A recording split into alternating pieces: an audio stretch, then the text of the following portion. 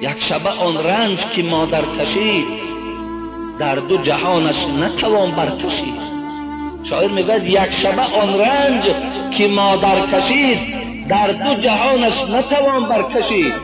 یک شبه رنجی که مادر، یک شب بیداری که مادر برای ما و شما بیداری میکنه، یک شب قدر شما زنده داری کردین، 3 روز دیگه خواب عیدت دادین. ببینید چقدر افکار شدید. یک شب شما شب زنده داری کردید.